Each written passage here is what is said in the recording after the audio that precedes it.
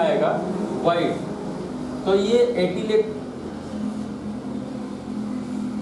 Asbestosis जो occupational lung disorders हैं OLD, उसमें इन्फिल्ट्रेशन में वाइट आ जाएगा। ऑक्यूपेशनल लंग डिसऑर्डर में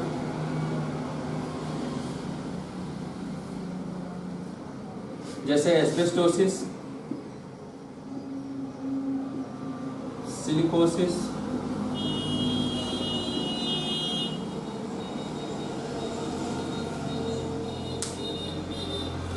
अब आप कहोगे कि ये भी वाइट दिखता है, दूसरी भी बीमारियां वाइट दिखती हैं, हम कैसे समझ पाएं कि एस्बेस्टोसिस सिलिकोसिस है? ऑक्यूपेशन से। अगर वो कहता है कि 15 साल हो गया और मैं वहाँ काम करता हूँ जहाँ एस्बेस्टस होता है, तो आप कर सकते हैं। दूसरी चीज़ और भी एग्जामिनेशन से आप ब्रोंकोग्राम करा सकते हैं और भी आगे के इन्वेस्टिगेशन करा सकते हैं, जहाँ से पता चलता है कि इसको क्या डिसऑर्डर हो सकता है। लेकिन फिलहाल वाइट कलर हो, ऑक्यूपेशन वैसा जाएगा, तो आप गेस कर सकते हैं कि इसको ऑक्यूपेशनल लंग डिसऑर्डर है। और इसका ट्रीटमेंट के लिए सबसे ज़्यादा ज़रूरी है ऑक्यूपेशन छुड़वा दें।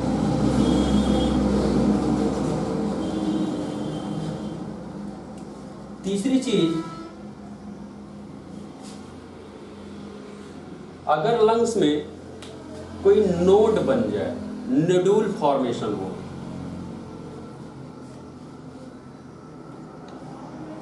जैसे लिम्फ नोड है। अब लिम्फ नोड नॉर्मली इतने छोटे होते हैं कि जो रेज हैं, जो एक्सरे रेज है वो पार कर जाती है उनको। लेकिन अगर उनका साइज बढ़ जाए तो उनका थिकनेस बढ़ जाएगा, और जब थिकनेस बढ़ेगा और जब उनमें स्वेलिंग होगी तो आसपास वाटर फिलिंग भी हो जाती है। और अगर थिकनेस बढ़ जाए और उनकी डेंसिटी 1000 से ऊपर ही होती है नोड की, बस भले वो थिन होते हैं, बहुत छोटे होते हैं, तो रेज को रोक नहीं पाते हैं, लेकिन डेंसिटी उनकी ज़्यादा होती है। और जब वो साइज ज़्यादा कर लेंगे डेंसिटी ज़्यादा होने के साथ, तो लाइट को रोकना शुरू कर देंगे।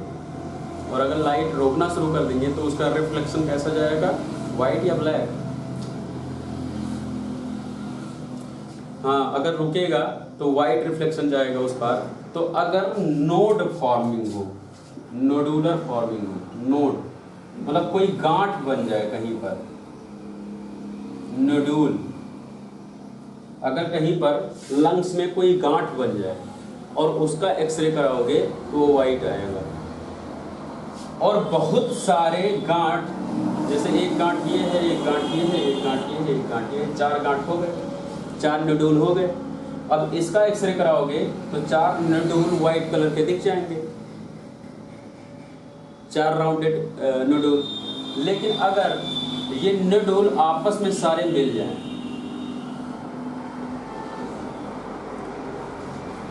कि नोडुल आपस में सारे मिल जाएं, तो ये बड़ा हो गया। अब इसका एक्सरे कराओगे तो एक ही स्पॉट बड़ा सा दिखेगा।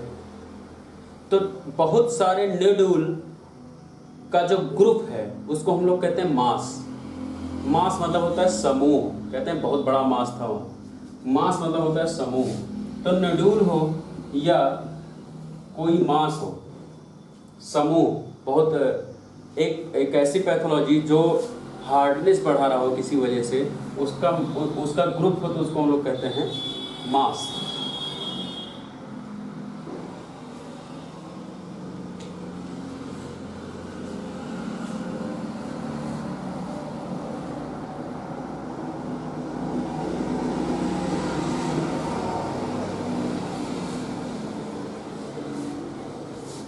तो वो क्या आएगा, वाइट आएगा।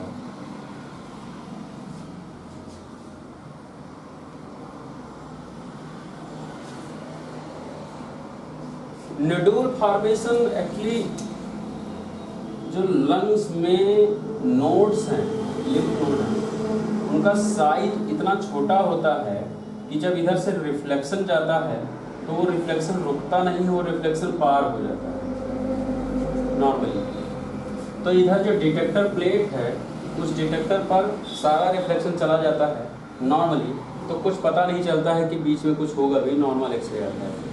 लेकिन अगर ये नोड में स्वेलिंग हो जाए, किसी वजह से इन्फ्लामेशन हो जाए, इन्फेक्शन हो जाए, या कोई कार्सिनोमेटस मतलब ट्यूमर का डेवलपमेंट होने लगे, उसका नोड बनना शुरू, नोड मतलब होता है गांठ बनना, उसकी गांठें बनना शुरू हो जाए, तो चाहे इन्फ्लामेटरी हो चाहे कार्सिनोमेटस हो, अगर गांठें बननी शुरू हो जाएंगी, वो ये गांठें बननी शुरू हो जाए गोल गोल, ये गांठें बननी शुरू हो जाए तो साइज बढ़ जाएगा।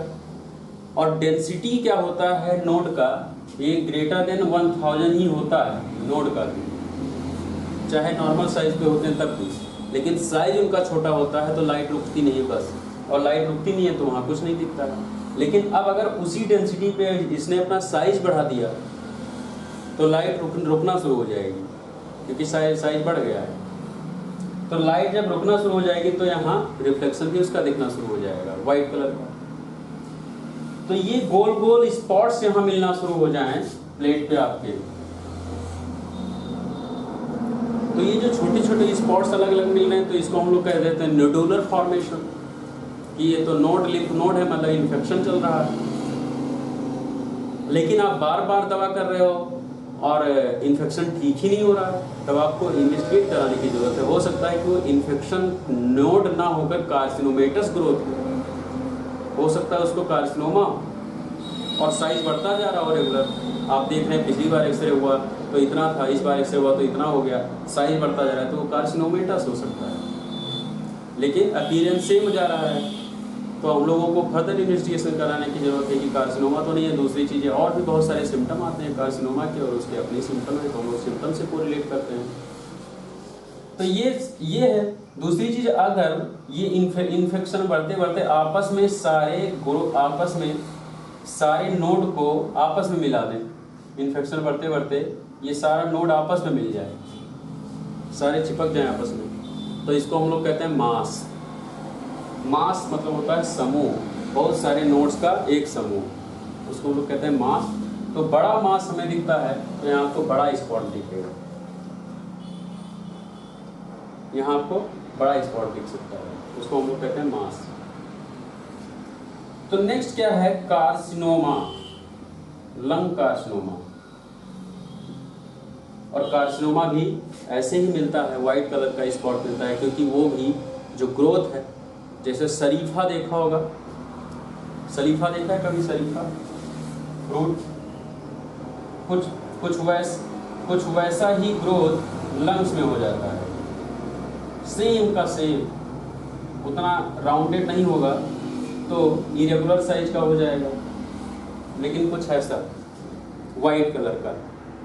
अब उसमें वो डेंस हो, फैट्स उसमें कार्सिनोमेटस सेल्स हो, लेकिन अंदर से बिल्कुल फील्ड होता है, डेंस होता है। तो जब आप एक्सरे कराते हैं तो सारी की सारी लाइट रुक जाती है, जितना उसका साइज होगा उतना लाइट रुक जाएगी या बगल से लाइट निकल जाएगी। तो जितनी लाइट निकल जाएगी वो उतने में ब्लैक बन जाएगा, जितनी लाइट रुक जाएगी उतने में वाइट बन जाएगा। तो हम लोगों को, और हम लोग एंटीबायोटिक्स दे रहे हैं, स्टीरॉइड्स दे रहे हैं, ब्रोंकोडायलेटर दे रहे हैं, सब दे रहे हैं, लेकिन पेशेंट ग्रोथ ही नहीं कर रहा है। दूसरा उसका WBC बढ़ता जा रहा है और पेशेंट में कोई इम्प्रूवमेंट नहीं है। तो हम लोग फर्दर इन्वेस्टिगेशन कराते हैं कि कहीं कार्सिनोमा ना हो, वाइट स्पॉट देखकर।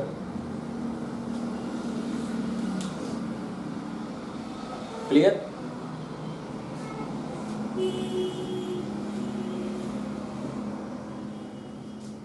तो इतने लगभग इतनी बातें हैं जहां पर वाइट आता है। दूसरा एक वाइट वहां भी आता है फाइब्रोसिस में।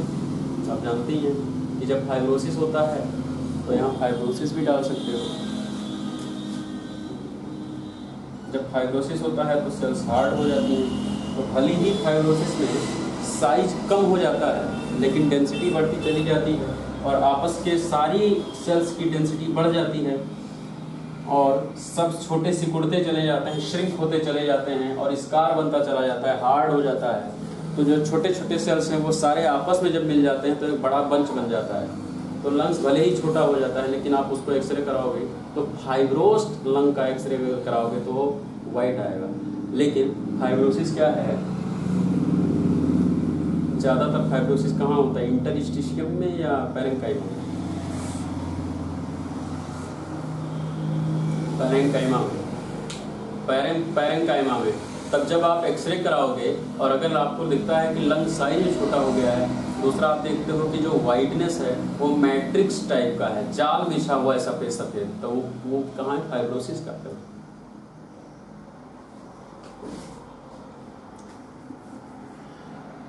दूसरा हम लोग बात करते हैं ब्लैक कहाँ कहाँ होता है। मतलब ब्लैक तो लंग्स होता ही है, लेकिन हाइपरल्यूसेंट कहाँ होता है? ब्लैक नहीं होता है लंग्स, थोड़ा ब्लैक और वाइट का मिक्सिंग है। लेकिन अगर हाइपरल्यूसेंट कहाँ कहाँ होता है, ज़्यादा ब्लैक कहाँ आता है? तो सबसे पहला पॉइंट, बहुत सारी चीज़ें तो तुम भी जानते हो कहाँ ब्लैक हो सकता है। सबसे पहला पॉइंट कैविटी। ब्लैक होने के लिए लंग्स में सबसे ज़्यादा जरूरी है कि ऐसी पैथोलॉजी हो कि एयर इन्फिल्ट्रेशन हो पाए वहाँ। तो एयर इन्फिल्ट्रेशन सबसे पहला कैविटी में होता है, कैविटी फॉर्मेशन। तो कैविटी फॉर्मेशन एक तो उसमें होता है टीबी में, और एक कैविटी फॉर्मेशन एम्फाइसीमा में होना शुरू हो जाता है, जो छोटी छोटी कैविटीज मिलकर बाद में एक बड़ी कैविटी मिलती है, तो उसको हम लोग एम्फाइसीमा कह देते हैं। तो ये एक कैविटी फॉर्मेशन। कैविटी मतलब खाली जगह, वहाँ हवा भर जाता है। कि कुछ ऐसी बीमारी हो कि एल्वियोला वहाँ का पूरा खा लिया जाए, खत्म हो जाए, कैविटी। दूसरी चीज एम्फाइसीमा। तो कैविटी और एम्फाइसीमा में अंतर क्या है? आपको लंग्स में कैविटी कैसा दिखेगा और एम्फाइसीमा कैसा दिखेगा? अगर दो लंग्स बनाया जाए तो कैविटी आपको अलग अलग कैविटेशन मिलेगा, छोटे छोटे गड्ढे, कैविटी मतलब गड्ढा, तो छोटे छोटे। लेकिन एम्फाइसीमा आपको बड़ा स्पॉट मिलेगा, एम्फाइसीमा बहुत बड़ा स्पॉट मिलेगा। दूसरा हो सकता है पूरा का पूरा लंग ब्लैक आ रहा हो, पूरा का पूरा लंग ब्लैक आ गया हो, अंदर से बहुत ज़्यादा एयर फिलिंग है, एयर ट्रैप हो रहा है। तो कैविटी में यहाँ छोटा थोड़ा थोड़ा कैविटी एयर ट्रैपिंग हो रहा है। एयर ट्रैपिंग क्या, वहाँ एयर रुक ही रहा है, बस कैविटी मिल गई है, लेकिन यहाँ एयर ट्रैप हो रहा है क्योंकि इसकी इलास्टिसिटी चली गई है, और यहाँ हो सकता है इलास्टिसिटी मेंटेन है। तो कैविटी ब्लैक आएगा और एम्फाइसीमा ब्लैक आएगा।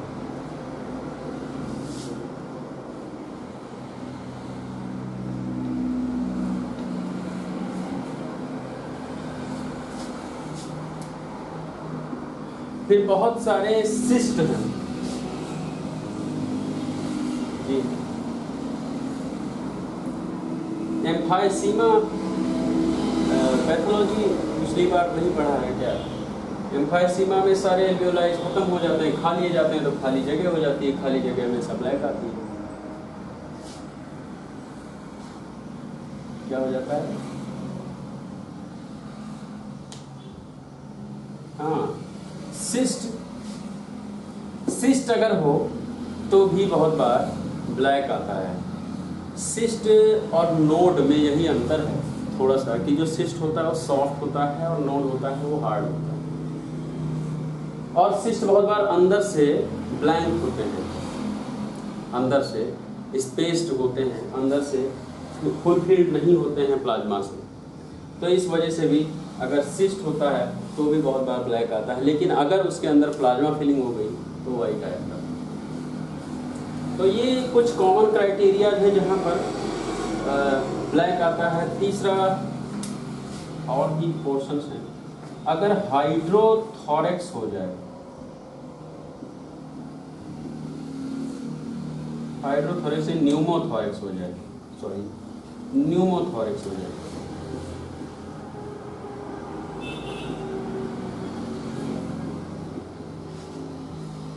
न्यूमोथोरेक्स हो जाए, अगर चेस्ट में बाहर से किसी वजह से एयर फिलिंग होना शुरू हो जाए, चेस्ट में या प्लूरल कैविटी के बीच में एयर फिलिंग होना शुरू हो जाए और एक्स्ट्रा एयर फिलिंग होना शुरू हो जाए, और एयर नॉर्मल वॉल्यूम से ज़्यादा इकट्ठा हो, उसको हम लोग कहते हैं, जब प्लूरल कैविटी में, उसको हम लोग कहते हैं न्यूमोथोरेक्स। और एयर अगर इकट्ठा होगी तो एक्सरे ब्लैक आता है।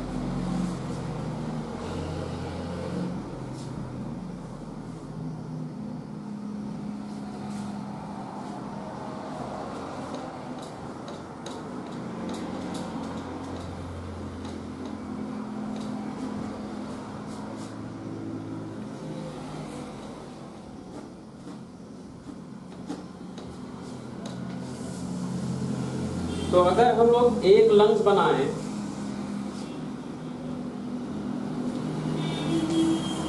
और हम लोग सारी पैथोलॉजी एक लंग पर डालना चाहें कि किसमें कैसा अपीयरेंस आएगा, जितना हम लोगों ने अब तक सीखा,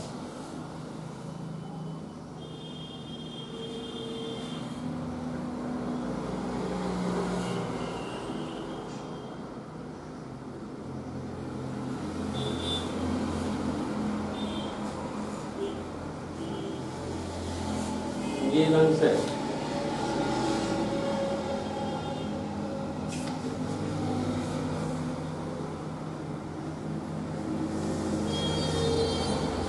हम रेडियो ओपेसिटी पर काम करते हैं।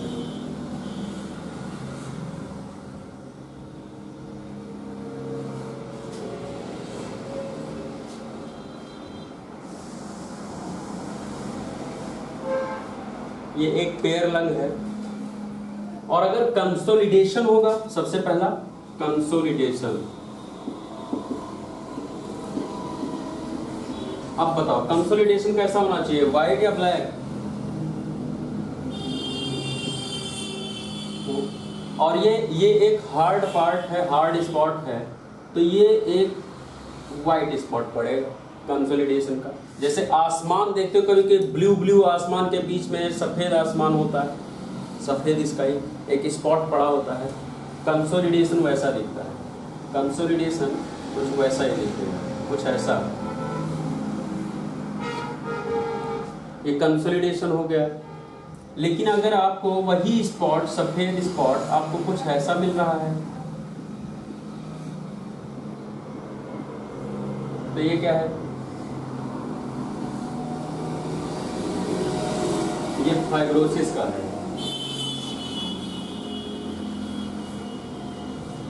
फाइब्रोसिस का। यस।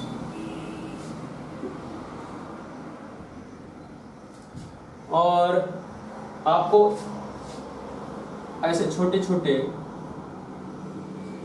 रेडियो ओपेसिटी मिल रही है, क्या है? ये नोडुलर फॉर्मेशन है, ये नोडुल है। और आपको एक बड़ा स्पॉट ऐसे गोल गोल मिल रहा है, ये क्या है? ये मास है। ये मास है और कार्सिनोमा भी हो सकता है। तो ये रेडियो ओपेसिटी है।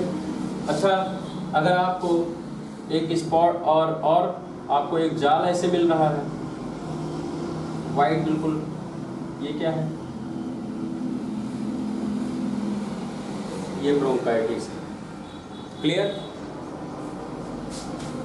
फिर हम लोग यहाँ आते हैं। आपको इतना लंग पूरा का पूरा रेडियोल्यूसेंट मिल रहा है, क्या हो सकता है? ये एम्फाइसीमा। अगर पूरा का पूरा लंग ब्लैक जा रहा है तो ये क्या है? एम्फाइसीमा। आपको एक स्पॉट मिलता है जिसके कॉर्नर पे बाहर रिंग पे वाइट है और बीच में ब्लैक है, ये क्या हो सकता है? Cavity formation. ये कैविटी फॉर्मेशन हो सकता है।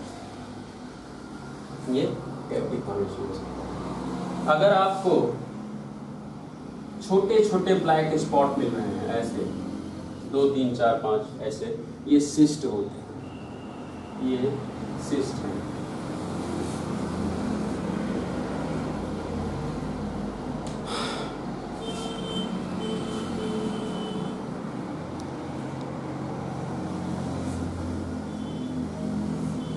इंटरस्टिशियल। तो इतने सारे लगभग कॉन्सेप्ट हैं जो लंग फील्ड पे हम लोग देखते हैं और हम लोगों को ध्यान रखना चाहिए।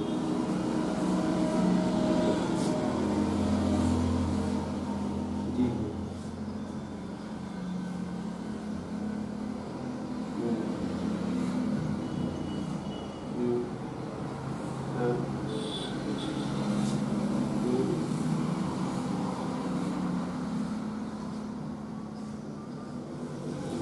हाइपरल्यूसेंट। मैंने एक पिक भेजी थी, आपको शायद ना मिला हो। मैंने ग्रुप में एक पिक भेजी थी जिसमें कलर शेड्स थे, ब्लैक थे और वाइट थे। ऐसे कोई पिक मिली है आपको? अगर नहीं मिली है, अगर आपको नहीं मिली है तो जो आपके फ्रेंड्स हैं उनसे मंगवाइए और उसमें शेड्स देखिए। और फिलहाल हम लोग जब कल एक्सरे हम देखेंगे पीपीटी पे, तब मैं आपको दिखाऊंगा कि शेड्स क्या हैं। बहुत बार जो लंग्स ब्लैक है वो तो ब्लैक हम जानते ही ब्लैक है, लेकिन ब्लैक के भी अपने बहुत सारे शेड्स हैं। लड़कियां शायद तुम लोगों से ज़्यादा अच्छे से इन बातों को समझेंगी कि उनके अपने बहुत सारे शेड्स हैं। और एक होता है, अब मैं अपने उनके कलर नाम नहीं रखे गए तो मेरे पास नाम भी नहीं है, लेकिन हम लोग बस इतना कह सकते हैं कि कुछ कम काला, कुछ बहुत ज़्यादा काला। तो mild black, moderate black, hyper Lucent ऐसे कह सकते हैं शेड्स हैं। जो लंग है वो कम काला है नॉर्मली, लेकिन जब बहुत ज़्यादा काला हो जाए, मतलब हाइपर ल्यूसेंट हो जाए, तो हाइपर ल्यूसेंसी लंग में नहीं होनी चाहिए। जैसे जेड ब्लैक होता है, बिल्कुल क्रो कलर, बिल्कुल कौवे जैसा लंग्स हो जाए काला काला, तो ऐसा नहीं होता है लंग। वो हाइपर ल्यूसेंसी मतलब वहाँ एयर फिलिंग बहुत ज़्यादा हो गई है और जो 400 डेंसिटी होनी चाहिए वो और ज़्यादा गिर गई है, बहुत ज़्यादा डेंसिटी कम हो गई है। तो एयर फिलिंग, एयर की डेंसिटी अपने कितनी होती है? 1, और जहाँ एयर फिलिंग होता चला जाएगा तो वो एक ही दिखता चला जाएगा। तो बहुत अंतर है। हम लोग कल पीपीटी पे जब देखेंगे लाइव एक्सरे सारी तो समझ में आएगा। कल हम लोग का स्पेशल लेक्चर इसी पे होगा, एक लेक्चर हम लोग कुर्बान करेंगे इस बात पे।